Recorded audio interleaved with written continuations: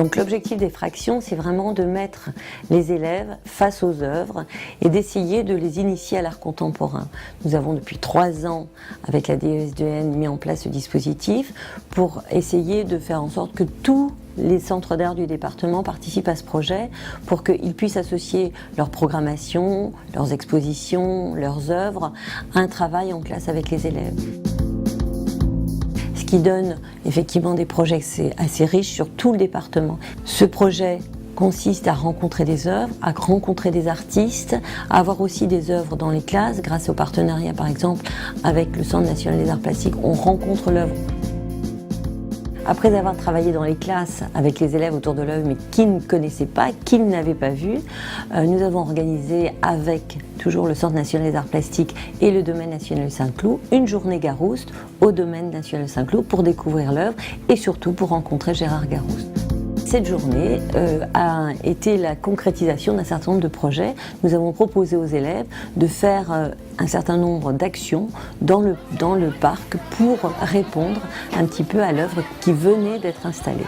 La matinée a consisté à rencontrer Gérard Garouste, donc les enfants ont été très étonnés de rencontrer un artiste qui avait une facilité d'approche avec eux. Et une fois qu'ils ont compris un petit peu leur démarche, on leur a proposé des ateliers toute l'après-midi pour qu'ils puissent, eux, donner leur propre version, leur propre vision de cette idée de défi du soleil. Donc certains se sont orientés vers la photographie, d'autres vers l'installation, et certains autres, les tout petits, notamment des maternelles qui venaient de Chaville, se sont orientés, eux, vers la danse, avec un chorégraphe qui s'appelle Rodolphe Fouillé.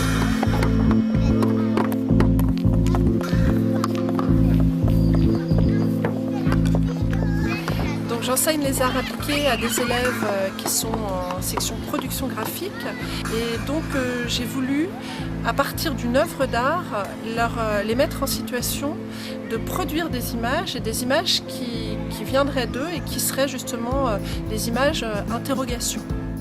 J'ai pensé que justement travailler avec un outil qu'ils ont en permanence sur eux, qui fait partie d'eux, qui est le prolongement de leur corps et de leurs gestes, à savoir le téléphone portable, et bien prendre des photographies avec le téléphone portable était un moyen de rendre plus proche une œuvre qui peut-être, par son côté monumental, n'était pas aussi évidente au premier abord. La perception qu'ont eu les élèves, ça a été surtout une très grande liberté d'approche. Donc déjà avoir cette appréhension de l'espace était tout à fait nouveau pour eux. Ensuite, le fait d'avoir rencontré Gérard Garouste leur a donné vraiment envie de lui proposer une réponse à sa sculpture.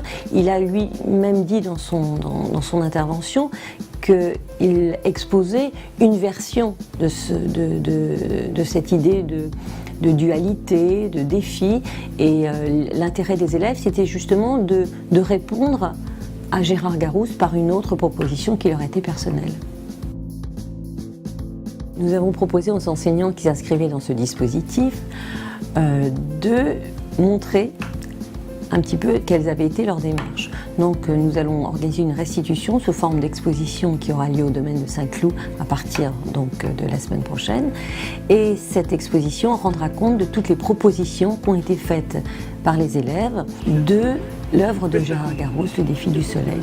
Il s'agit là d'essayer de montrer comment les élèves se sont appropriés l'œuvre, quels ont été leurs questionnements, quelles ont été leurs réponses, en essayant de donner une plus grande diversité possible à leurs réponses et surtout en essayant de mettre en avant qu'il n'y a pas de hiérarchie dans la volonté de répondre, que ce soit en maternelle ou en terminale, la réponse est tout aussi intéressante.